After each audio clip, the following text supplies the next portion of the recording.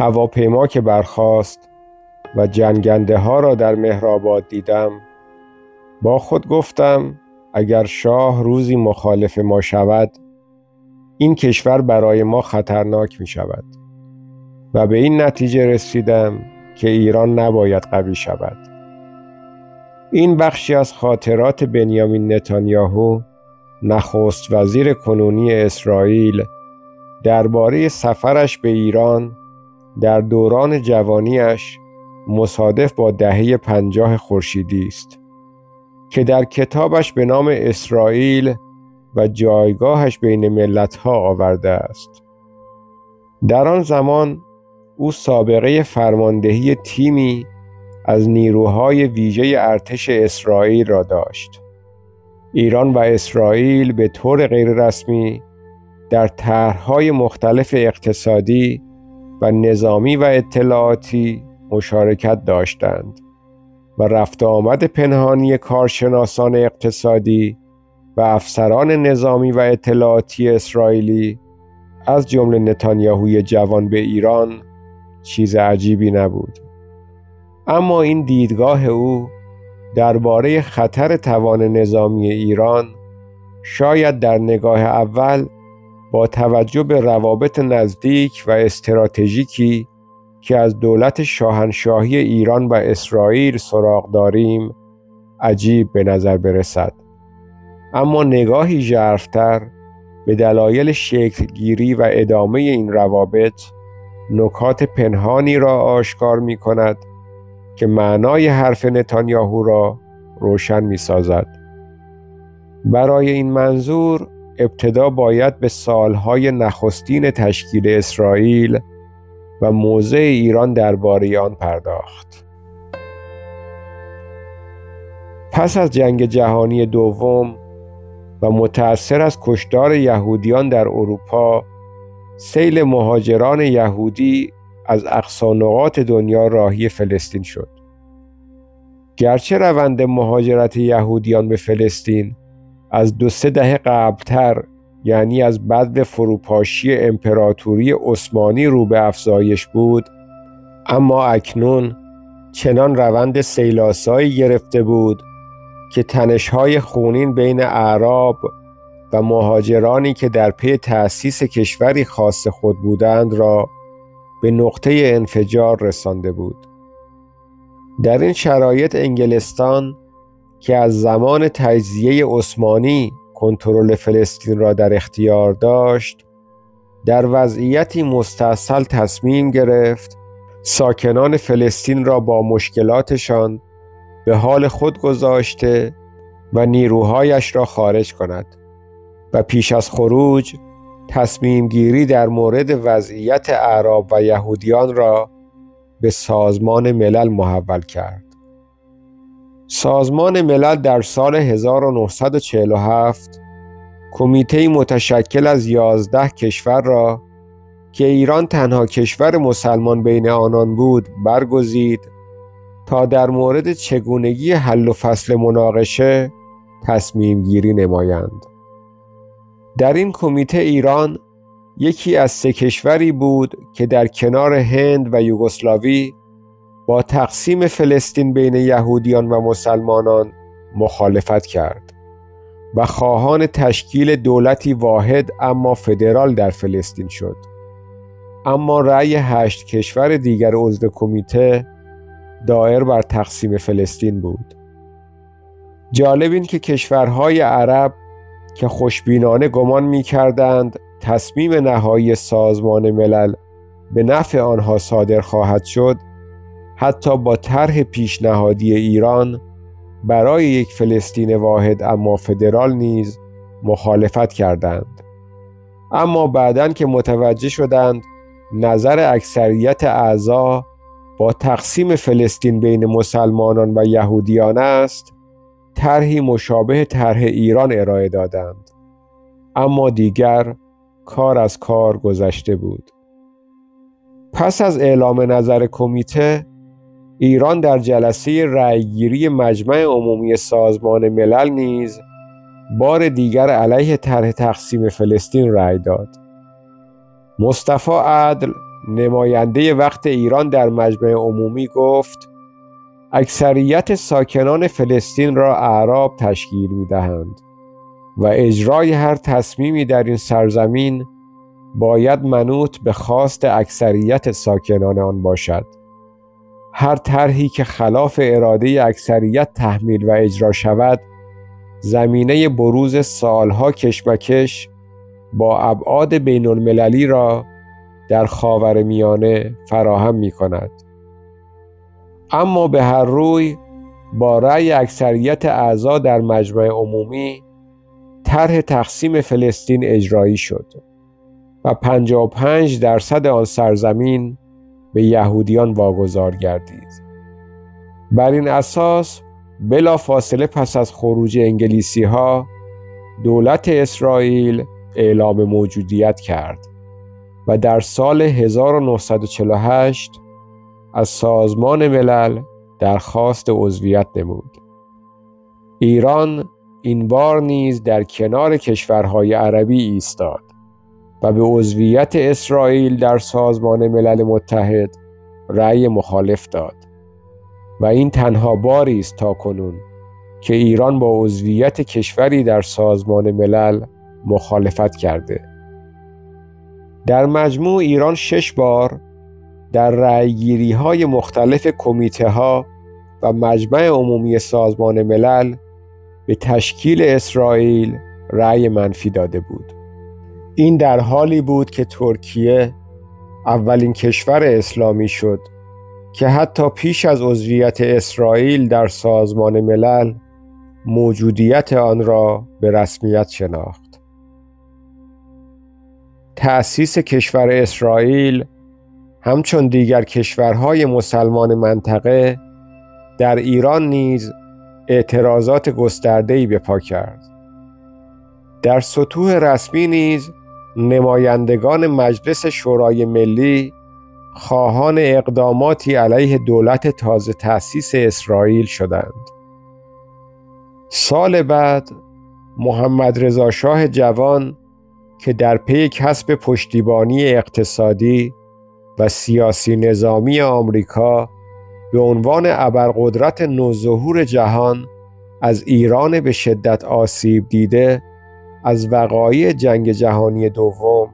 و آسیب پذیر در مقابل مطامع انگلستان و شوروی کمونیستی بود، اولین سفر خود به آمریکا را صورت داد. هری ترومن رئیس جمهور آمریکا ضمن گفتگوها بر سر کمک‌های مالی و فنی موسوم به کمک‌های اصل 4 مسئله روابط ایران و اسرائیل را مطرح کرد و به نوعی شاه را تشویق نمود برای برقراری رابطه با اسرائیل نرمش نشان دهد. وقتی شاه از واشنگتن به ایران بازگشت، مسئله به رسمیت شناختن اسرائیل به موضوعی جدی‌تر تبدیل شد. ایران که همین چند سال پیشتر تنها به اتکای حمایت آمریکا و تهدید اتمی ترومن علیه شوروی توانسته بود قائله شوروی در آذربایجان را به سلامت پشت سر بگذارد و همچنان خود را نیازمند پشتیبانی‌های اقتصادی و نظامی سیاسی آمریکا می‌دید، تصمیم گرفت درخواست رئیس جمهور آمریکا را اجابت کند. با توجه به اینکه قبلا ترکیه به عنوان اولین کشور مسلمان اسرائیل را به رسمیت شناخته بود، عملاً راه برای ایران هموارتر به نظر می رسید. در پی آن نخستین مذاکرات جدی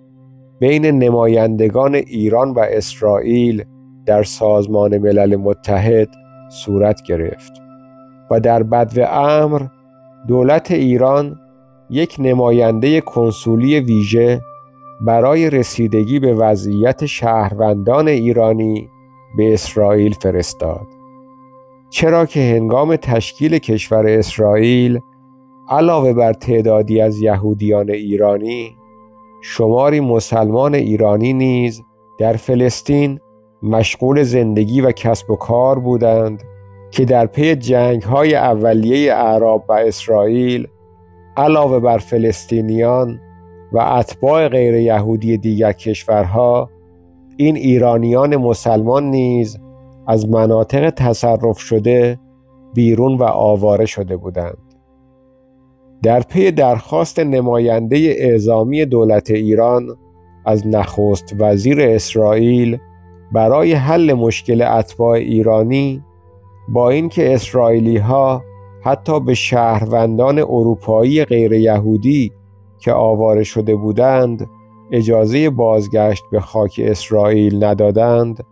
اما همه شهروندان ایرانی را به خانه‌های خود در شهرهای تصرف شده بازگرداندند و اموالشان را به آنان پس داده و امکانی برایشان فراهم آوردند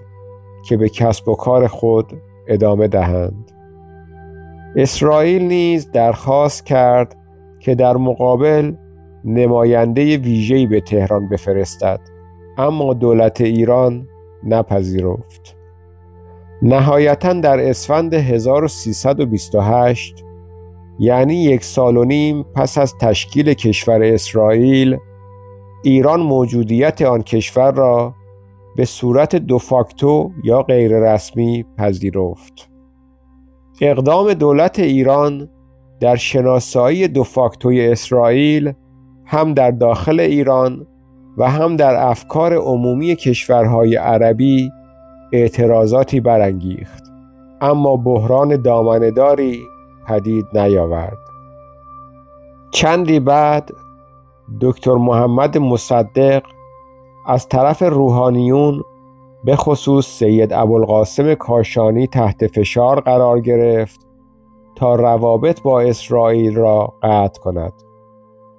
دولت ایران در 15 تیر 1330 سرکنسولگری خود در بیت المقدس را به بهانه مشکلات مالی منحل کرد، ولی شناسایی دوفاکتو را رسما نه پس گرفت و نه تایید نمود. پس از سقوط دولت مصدق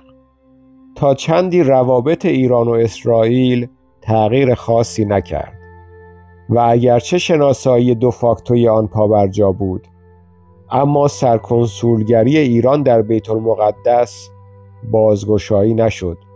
و نماینده‌ای به آنجا اعزام نگردید. دلیل اینکه ایران علیرغم اینکه تنها به درخواست آمریکا و برای کسب حمایت‌های سیاسی و اقتصادی آن کشور گامی اولیه در شروع روابط دیپلماتیک با اسرائیل برداشته بود، اما از آن گام پیشتر نمی رفت، این بود که نه اسرائیل به عنوان کشوری کوچک و تازه تأسیس اهمیت برجسته‌ای داشت و نه برخلاف کشورهای عربی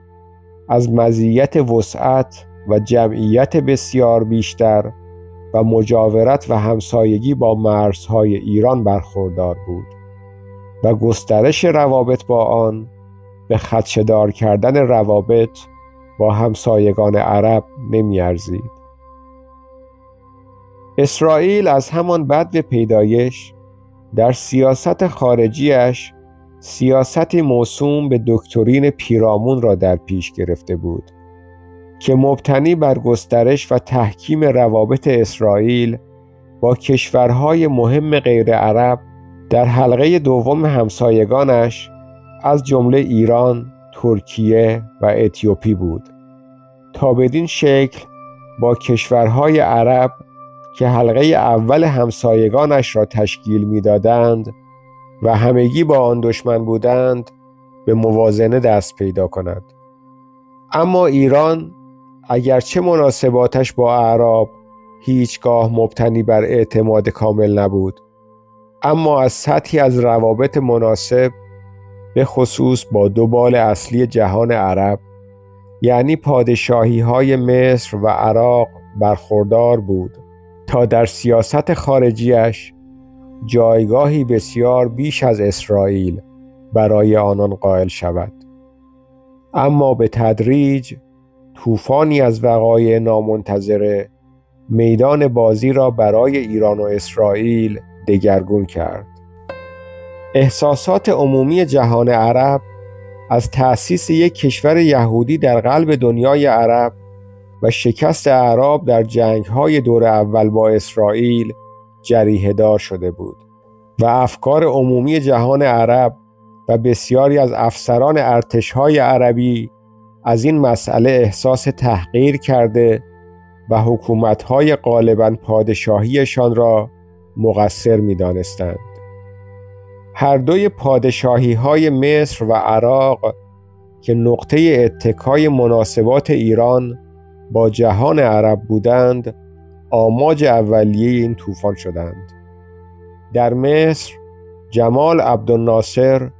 به اتفاق افسرانی دیگر طی کودتای نظامی رژیم پادشاهی ملک فاروق برادر پرنسس فوزیه همسر اول شاه ایران را برانداخته بود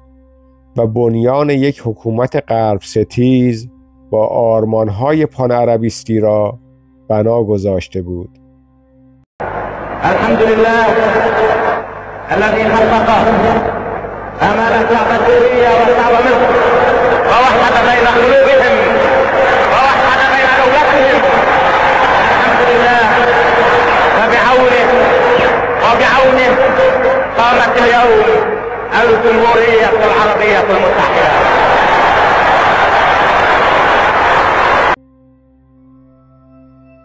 ظهور پانعربیسم ناصری نه تنها برای اسرائیل که برای ایران نیز زنگ‌های خطر را به صدا درآورد، چرا که مصر نه تنها به واسطه نقش برجسته دیرینش در خاورمیانه و جهان عرب و همچنین تسلطش بر کانال استراتژیک سوئز شایان اهمیت بود، بلکه امواج آرمان‌های پانعربیستی جمال عبدالناصر به تدریج سراسر خاورمیانه و شمال آفریقا را از عراق تا سوریه و یمن و عمان و لیبی و جمعیت پرشمار آوارگان فلسطینی در کشورهای اطراف در نوردید و کودتاهای نظامی پی در پی صحنه سیاست خاورمیانه را دگرگون ساخت. پادشاهی عراق در مجاورت ایران کانون بعدی این بحران شد. ملک فیصل دوم، پادشاه جوان عراق که پیوند نزدیکی با پادشاه ایران داشت و طی وقایع زمان مصدق و خروج شاه از کشور در بغداد حمایت و پذیرایی شایانی از او به عمل آورده بود و حتی چندی زمزمه علاقمندیش به شهناز دختر نوجوان شاه ایران نیز شنیده میشد، طی کودتایی خونین به همراه دیگر اعضای خاندان سلطنتی تیرباران شد و ژنرالی چپگرا به نام عبدالکریم قاسم بر سر کار آمد که در دشمنی فرقی بین ایران و اسرائیل نمی‌گذاشت. او نه تنها عراق را که پیشتر از میدان جدال با اسرائیل دور نگه داشته شده بود به یکی از مصمم‌ترین دشمنان اسرائیل بدل کرد، بلکه پیرو آرمان‌های پانعربیستی‌اش روابط با ایران را به منتها درجه تنش رساند و نه فقط کل اروندرود که بر بخش‌هایی از خوزستان نیز ادعای ارضی کرد. در لیبی سرهنگ قذافی جوان قدرت را به دست گرفت و ملغمه‌ای از سوسیالیسم و ناصریسم و افکار موهوم خود را سنگ بنای لیبی جدید گذاشت و در یمن جنوبی اولین کشور تمام کمونیستی منطقه اعلام موجودیت کرد. سوریه نیز به متحد نزدیک عبدالناصر بدل شد و حتی مدتی در اتحادی ناموفق با مصر کشوری یک پارچه تشکیل دادند. در همسایه جنوبی ایران، عمان، شورشیان چپگرا در قالب جنبش آزادی بخش ظفار بخش‌های بزرگی از کشور را تصرف کرده و راه چندانی تا تصرف پایتخت و برانداختن سلطان قابوس در پیش نداشتند. در بین فلسطینیان آواره در کشورهای اطراف نیز انواع گروه‌های مسلح ظهور کردند که مأمنی برای آموزش گروه‌های مسلح ضد شاه نیز شدند. ناصر خود به واسطه روابط نزدیک ایران و غرب، فروش نفت ایران به اسرائیل و همچنین وقایع منجر به سقوط دولت دکتر مصدق نظر خوشی به پادشاه ایران نداشت. ناصر مصدق را بسیار می‌ستود و صریحاً اقدام خود در ملی کردن کانال سوئز را متأثر از ملی شدن صنعت نفت ایران توسط مصدق برمی‌شمرد. او سقوط مصدق را ناشی از همدستی شاه با غرب می‌دانست و برای کوبیدن او پی فرصتی مناسب می‌گشت. در آن دوران صادرات نفت ایران به اسرائیل یکی به این جهت بود که اسرائیل به خاطر تحریم نفتیش از سوی اعراب حاضر بود بهای بالایی برای نفت ایران بپردازد و مهمتر این که اسرائیل مسیری مطمئن‌تر از کانال سوئز را برای صادرات نفت ایران به غرب به ایران پیشنهاد داده بود. قضیه این بود که ناصر طی جریان ملی کردن کانال سوئز و بحران نظامی که بر سر آن پیش آمد،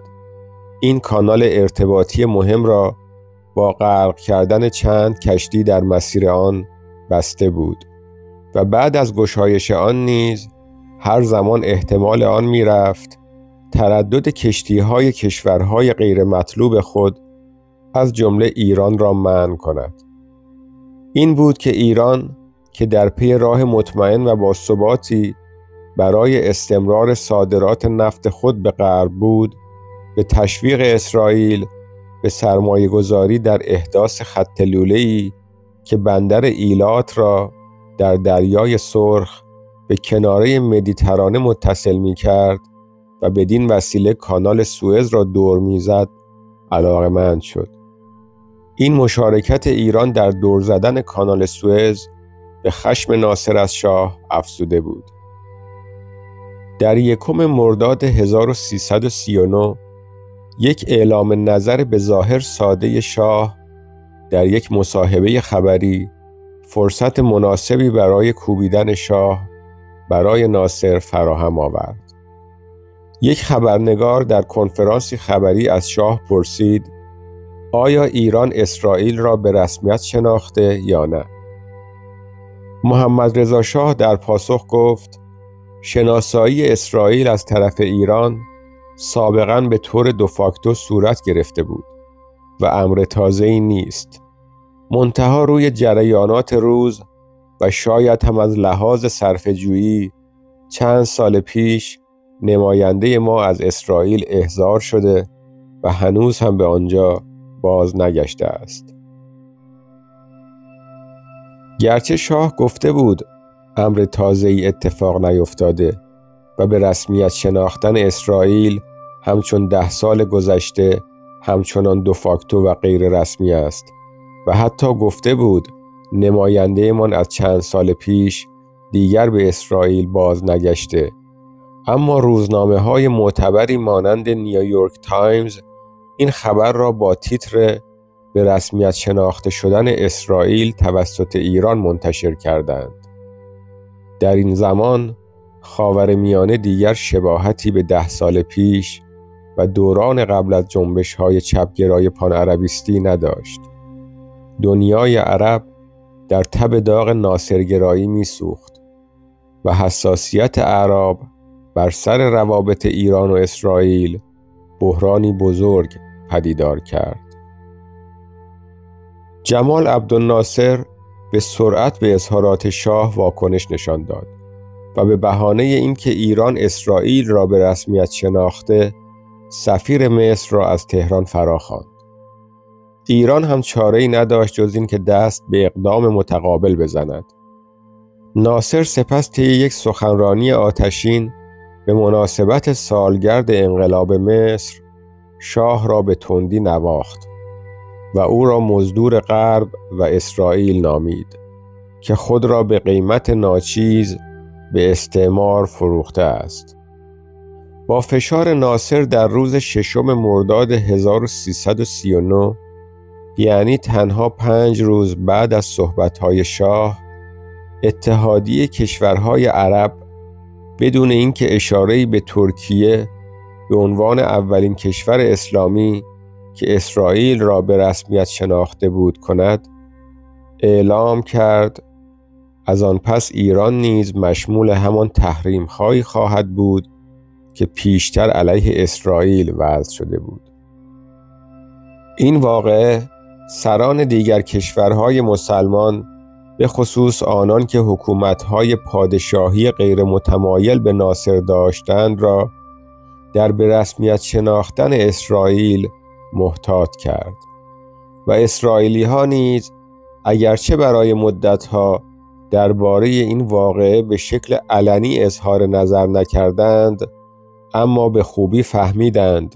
که تا چه اندازه به قدرت رسیدن جمال عبدالناصر و گسترش ایدئولوژی ملیگرایی عربی شرایط منطقه را تغییر داده است. از اینجا بود که پرده‌های حفظ ظاهر تا حد زیادی برافتاد و اقدامات ناصر و پیروانش ایران را به جهتی راند که آرزوی دیرین اسرائیل بود. گسترش سریع روابط و برقراری مناسبات استراتژیکی فراتر از روابط اندک دیپلماتیک و فروش نفت. این مناسبات به تدریج طیف گسترده‌ای از همکاری‌های نظامی و اطلاعاتی و همچنین اقتصادی و عمرانی را در بر گرفت. در همین راستا در پی گشایش دفتر تجاری ایران در تل‌آویو که فعالیت‌های کنسولی را نیز در بر می‌گرفت، نمایندگی سیاسی اسرائیل در تهران که به نوعی سفارت غیررسمی آن کشور در ایران بود نیز گشایش یافت و معیر عزری به عنوان نخستین سفیر غیررسمی اسرائیل در ایران منصوب شد. بخش فارسی رادیو اسرائیل برای تحکیم روابط شروع به کار کرد و پروازهای منظم روزانه شرکت هوایی اسرائیل از فرودگاه بنگوریون به فرودگاه مهرآباد تهران برقرار شد و ساختمان مرکزی هواپیمایی ایران ایر نیز توسط مهندسان اسرائیلی ساخته شد. اسرائیل با اعزام کارشناسان پرشمار دانش فنی خود را در زمینه‌های عمرانی، صنعتی و نظامی در اختیار ایران گذاشت و شرکت‌های خصوصی و دولتی اسرائیل در حوزه‌های ساخت و ساز، نساجی، مدرنیزه‌سازی کشاورزی، تجهیزات الکتریکی، بهره‌وری آب، هوانوردی، کشتیرانی، تعاونی‌های سازندگی، ارتقاء صنعت گردشگری، احداث پایگاه‌های نیروی دریایی، تقویت دفاع هوایی و غیره به صورت گسترده‌ای در ایران به فعالیت پرداختند. همچنین دانشگاه‌های اسرائیلی همکاری‌های نسبتاً گسترده‌ای با دانشگاه‌های ایران داشتند و موساد و ارتش اسرائیل بخشی از تجارب نظامی و اطلاعاتی خود را به افسران و مأموران ایران منتقل می‌کردند و همزمان یک برنامه گسترده همکاری اطلاعاتی و نظامی در زمینه‌های گوناگون را با ایران به اجرا گذاشتند که مهمترین بخش آن مهار عراق بود. بغداد به عنوان دشمنی مشترک از سوی به یک پای ثابت مشارکت در جنگ‌های اعراب و اسرائیل بدل شد و هواپیماهایش حتی تل‌آویو را بمباران کرده بودند و از سوی دیگر شاه را با جذب و حمایت از مخالفینش از تیمور بختیار گرفته تا گروه‌های مختلف چپگرا و اسلامگرا و ادعاهای ارضی علیه ایران به چالش مستقیم کشیده بود.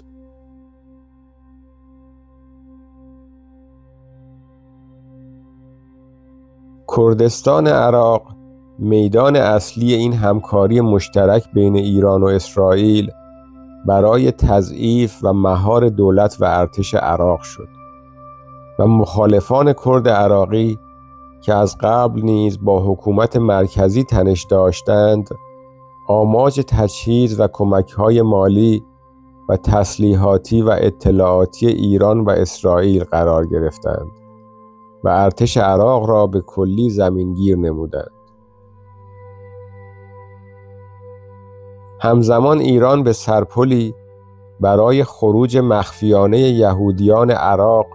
و مهاجرت آنان به اسرائیل از طریق خاک ایران بدل شد. اردوگاه‌های نظامی فلسطینی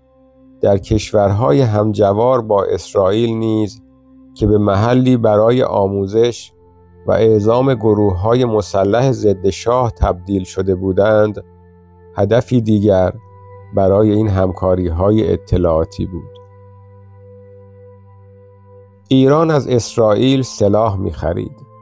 و در این راستا بعدها حتی به همکاری‌های پیچیده و پنهانی مثل پروژه شکوفه جهت تولید مشترک موشک‌های دوربرد در خاک ایران با سرمایه ایران و دانش فنی اسرائیل نیز رسیدند. هر دو کشور توافق کردند موضوع را که در آینده می‌توانست به تولید موشک‌های دارای کلاهک هسته‌ای نیز بیانجامد حتی از آمریکا مخفی کنند. از این روی روابط ایران با اسرائیل اگر در ابتدا با اکراه و بر اساس خواست و تشویق آمریکا آغاز شده بود، در ادامه نه بر اساس همدلی ایران با اسرائیل که بر اساس منافع مشترک در رویارویی با پان عربیسم ناصری و بعثی تحکیم و گسترش همه جانبه یافت. با مرگ ناصر در سال 1970 شاه اما نفس راحتی کشید. داغ از دست رفتن شبه جزیره سینا در آخرین جنگ با اسرائیل نهایتاً ناصر را از پا درآورد. اسدالله علم، دولتمرد محرم و معتمد شاه، در خاطراتش می‌نویسد: صبح 7 مهر داشتم به اخبار رادیو BBC گوش می‌دادم که خبر مرگ ناصر را اعلام کرد. خبر غیر مترقبه‌ای بود. به شاه تلفن کردم. معلوم شد خبر را شنیده است. بیش از اندازه سرحال بود. مثل این است که صبح بلند شوی و بگویند سرسخت ترین رقیبت ناگهان برای ابد ناپدید شده است. جالب این که نه تنها شاه که حتی برخی از حکام غیر چپگرای عرب که تا آن زمان از ترس روحیه تهاجمی ناصر و رادیو صوت العربش ناچار به همسونمایی با او بودند، از مرگ ناصر ناراضی نبودند. بالا بردن سطح تنش با اعراب خواست قلبی شاه نبود. این چیزی بود که از زمان ظهور ناصر و پیروانش به شاه تحمیل شده بود. اعراب همسایگان ایران بودند. با ایران اشتراک دینی داشتند. جمعیت غالب در خاورمیانه بودند. قابلیت‌های مالی و تجاری بالایی داشتند و می توانستند بازاری مهم برای صادرات رو به رشد ایران و منبعی چشمگیر برای جذب گردشگران خارجی باشند. به خصوص که شاه برای آمادگی در دوران اقتصاد بدون نفت حساب ویژه‌ای روی صنعت گردشگری کرده بود و در این راستا قصد داشت جزیره کیش در مجاورت با کشورهای عربی را نیز به مرکز بزرگ تفریحات و به نوعی مونت کارلوی خاورمیانه تبدیل کند و برای این منظور جذب اعراب ثروتمند خلیج فارس اهمیتی ویژه داشت. و افزون بر همه اینها در اوپک نیز شاه به همکاری‌های کشورهای نفتخیز عربی برای در دست گرفتن نبض بازار نفت نیاز مبرم داشت. از این جهات با مرگ ناصر به زودی شاه در شطرنج سیاست خارجیش تغییر روش داد و حرکت‌هایی آغاز کرد تا صحنه را دگرگون کرده و روابط ایران با اسرائیل و اعراب را به موازنه برساند. شاه از معتقدان به این گفته ماندگار هنری جان تمپل، نخست وزیر انگلستان در قرن 19 بود که کشورها دوستان یا دشمنان دائمی ندارند، بلکه منافع دائمی دارند و از نظر شاه منافع ایران در حفظ مناسبات با اسرائیل در کنار تقویت مناسبات و تنش‌زدایی با اعراب بعد از دوران ناصر بود. روابط با مصر که اینک انور سادات با شخصیتی پخته و غیر تهاجمی زمام امورش را به دست گرفته بود، به سرعت بهبود یافت و طی گام‌های متقابل که اتفاقاً سادات پیشگام آن بود، دو رهبر ایران و مصر به دوستان نزدیک یکدیگر بدل شدند. شاه در باطن نظر مثبتی به کنترل اسرائیل بر اماکن مقدس مسلمانان در بیت المقدس و همچنین تصرف جولان سوریه و شبه جزیره سینای مصر و گسترش ارضی چند برابری اسرائیل و رسیدنش به کرانه کانال استراتژیک سوئز نداشت و تمایل داشت مناقشه اعراب و اسرائیل نه تنها در محدوده نقشه فلسطین بماند، بلکه در همان محدوده نیز با راه حلی دو کشوری حل و فصل شود و منطقه به آرامش رسیده و زمینه ظهور جنبش‌های تندرو و شورشی گوناگون که دامنه آتشش به مرزهای ایران نیز کشیده بود از بین برود. با مرگ ناصر و گرم شدن تدریجی روابط با مصر، زمینه برای شاه فراهم شد تا دیدگاهش در این خصوص را بروز دهد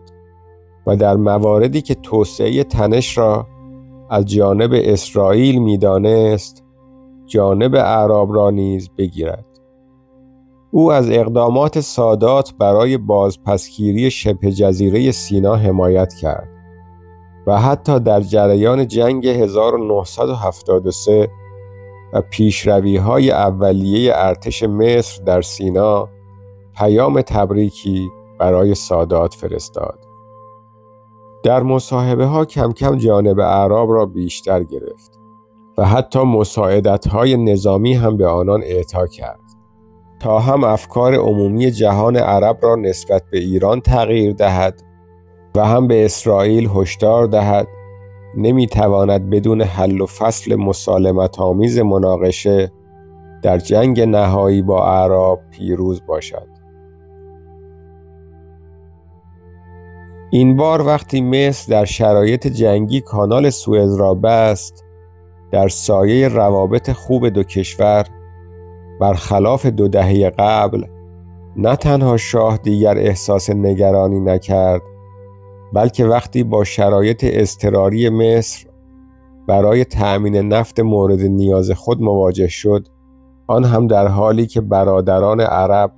تقاضای سادات را بی جواب گذاشته بودند، به یاری سادات شتافت. اعلی حضرت همایونی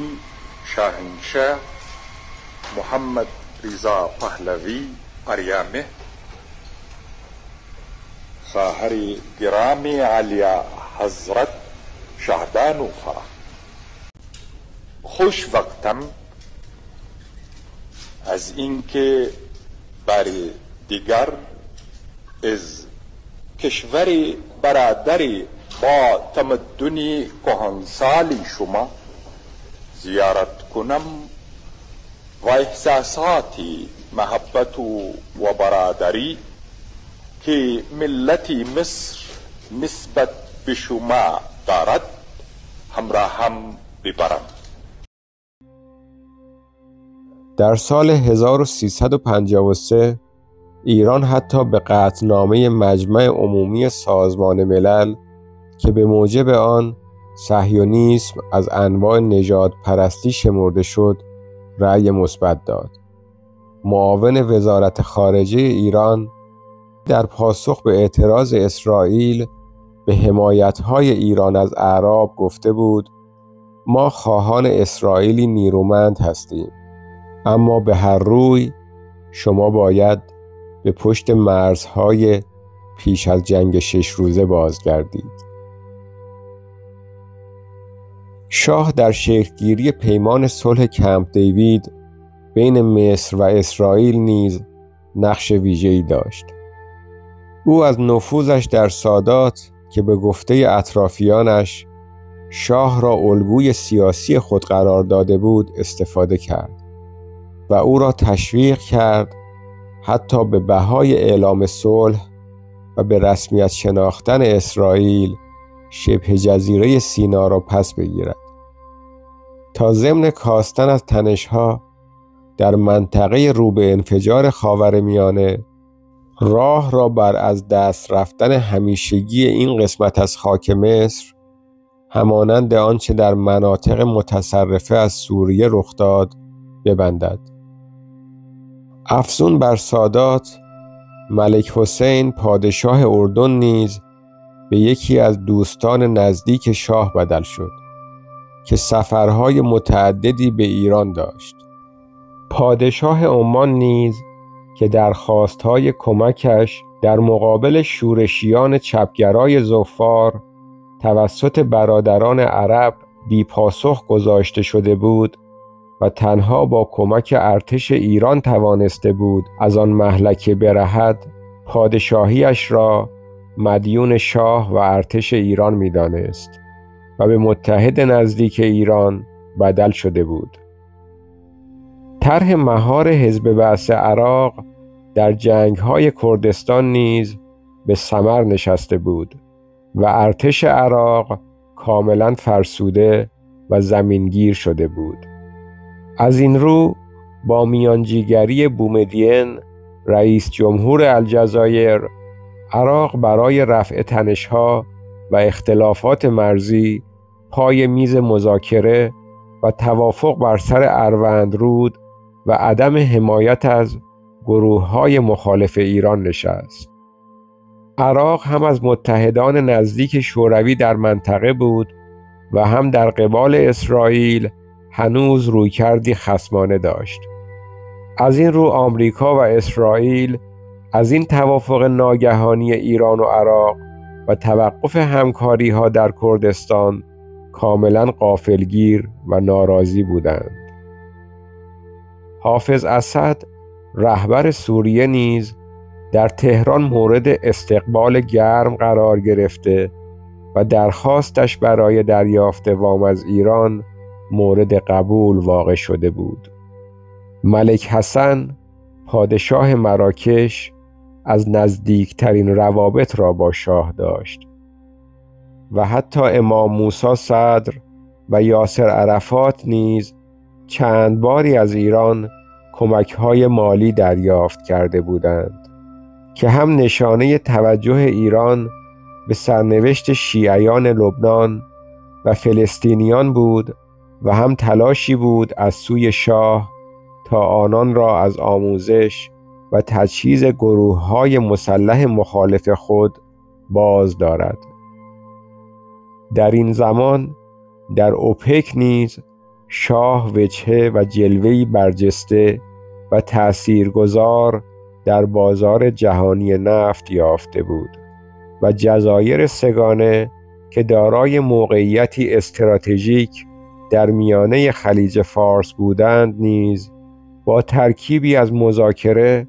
و فشار بر انگلیس بدون تنشی فراگیر به ایران بازگشته بود. و البته در جریان استرداد این جزایر هم مذاکره و اقناع شیخ نشین‌ها حرف اول را میزد، نه توسل به زور. در مورد بحرین اما موضوع پیچیده تر از جزایر سگانه بود و موانع متعدد تصرف آن را به امری ناممکن بدل کرده بود. بحرین جزیره‌ای کوچک بود که از 200 سال پیشتر، یعنی سال 1783 میلادی، مورد حمله و استیلای خاندانی عربستانی به نام آل خلیفه که مورد حمایت انگلستان بودند قرار گرفته بود و در تمامی دوران قاجار نیز علیرغم تلاش‌های متوالی عملاً ایران به دلیل مخالفت انگلستان هیچ اعمال حاکمیتی بر آن سرزمین نداشت. موقعیت جغرافیایی آن دور از مرزهای ایران و در حاشیه جنوبی خلیج فارس در 25 کیلومتری عربستان بود و جمعیتش برخلاف جزایر سگانه که مجموعاً زیر 1000 نفر جمعیت داشتند بالغ بر بیش از 200,000 نفر بود که طی 2 سده گذشته ترکیب جمعیتیش به نفع اعراب مهاجر تغییر کرده بود و ایرانی تبارانش در اقلیت قرار گرفته بودند. برآورد شاه این بود که تصرف و نگهداشت آن جزیره با اعمال زور نه تنها واجد هزینه‌های سنگین مالی و نظامی و درگیری‌های طولانی مدت با اعراب آن جزیره است، بلکه روابط اقتصادی و سیاسی با جهان عرب را نیز به نابودی کشانده و خلیج فارس را به صحنه بحرانی دائمی، بی‌حاصل و سرمایه سوز همچون بحران اعراب و اسرائیل بدل می کند. از این رو این امر را غیر ممکن دیده و در عوض کوشید از کارت بحرین برای تسلط بر جزایر استراتژیک سگانه در میانه خلیج فارس استفاده کند. بدین ترتیب تا تعیین تکلیف جزایر سگانه، ایران نه تنها با اعلام استقلال بحرین مخالفت کرد که از پیوستنش به اتحادیه شیخ نشین‌هایی که تحت نام امارات متحده عربی در حال تشکیل بود ممانعت نمود. با در کنار هم گذاشتن تمام این اقدامات، به عبارتی در کمتر از 1 دهه ورق روابط با اعراب به کلی برگشته بود و ایران به جایگاهی برجسته و مورد احترام در منطقه دست یافته بود. شاه تلاش می‌کرد جایگاه تاریخی و برجسته ایران در غرب آسیا را به آن بازگرداند، ولی همزمان تمایل نداشت این مقصود با تنش‌های فراگیر و بلند مدت با همسایگان ایران را به کشوری منزوی و مطرود که گرداگردش را همسایگانی که دشمنانش هستند فرا گرفتند. او در شطرنج سیاست خارجیش می‌کوشید با ترکیبی از بندبازی بین جناح‌های متخاصم قدرت در منطقه و جهان و به کارگیری هر دو ابزار تفاهم و نمایش قدرت نه تنها در منطقه بحرانخیز خاورمیانه ایران را از کانونهای بحران دور نگه دارد، بلکه وجهه بین المللی آن را بالا برده و بکوشد ضمن دادن جایگاهی بینابین و مسالمت‌جو به ایران حد اکثر اعتبار سیاسی و امتیاز اقتصادی را برای کشور به ارمغان آورد.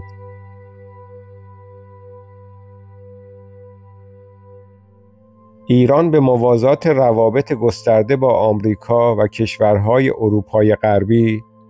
با شوروی و کشورهای کمونیست اروپای شرقی نیز روابط سیاسی و اقتصادی گرمی برقرار کرده بود که حاصل آن هم به ارمغان آوردن قراردادهای بزرگ اقتصادی و صنعتی با کشورهای کمونیستی همچون احداث ذوب‌آهن، ماشینسازی، تراکتورسازی، سدسازی، شاهلوله گاز سراسری برای صادرات گاز به شوروی و غیره بود و هم باعث می شد آن کشورها علی‌رغم نزدیکی ایدئولوژیک با گروه‌ها و رژیم‌های تندروی منطقه در مناقشات ایران با آنان، به خصوص در اروندرود، کردستان عراق و ظفار، دوستی با ایران را فدای حمایت از همپیمانان منطقه‌ایشان نکنند. در راستای این سیاست، علی‌رغم بهبود سریع روابط ایران با اکثر کشورهای جهان عرب،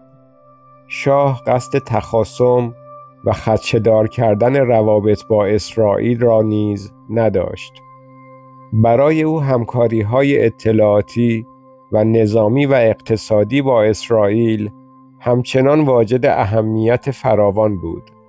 و افزون بر این، شاه عقیده داشت اسرائیل را نمی‌توان از عرصه مناسبات خاورمیانه حذف کرد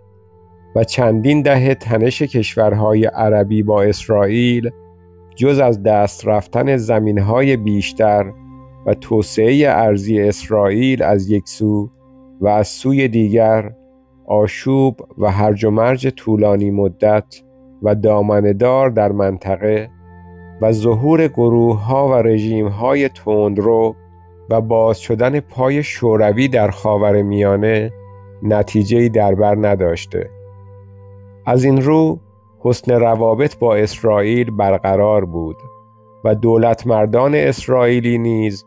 به کرات سفرهای غیرعلنی به ایران داشتند. اما شاه میل داشت اسرائیل بداند حمایت ایران بی قید و شرط نیست و اسرائیل نیز باید در روند آرام کردن منطقه مشارکت کرده و در اعطای امتیازاتی به اعراب و فلسطینیان نرمش به خرج داده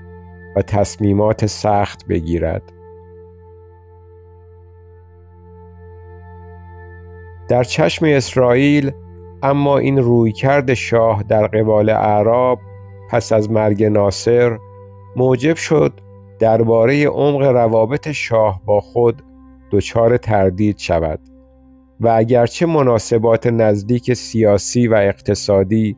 و نظامی با ایران را با جدیت دنبال می کرد و به طور مداوم نیز از ایران می خواست روابط دیپلماتیک با اسرائیل را رسمیت ببخشد، اما در مورد گسترش قدرت نظامی ایران محتاط شود و حتی سعی کند در روند آن اختلال به وجود آورد. سالها بعد برخی پژوهشگران در اسرائیل افشا کردند اگرچه پروژه مشترک سری ایران و اسرائیل برای تولید موشک‌های دوربرد در استان کرمان با وقوع انقلاب ناتمام ماند و کارشناسان اسرائیلی نقشه‌ها و تجهیزات فنی خود را از ایران خارج کردند، اما در همان زمان پیشرفت پروژه نیز اسرائیل به صورتی برنامه ریزی کرده بود که فناوری برتر را در موشک‌های خود تعبیه کند و موشک‌های ایران را با فناوری قدیمی‌تر و از رده خارجی مجهز نماید.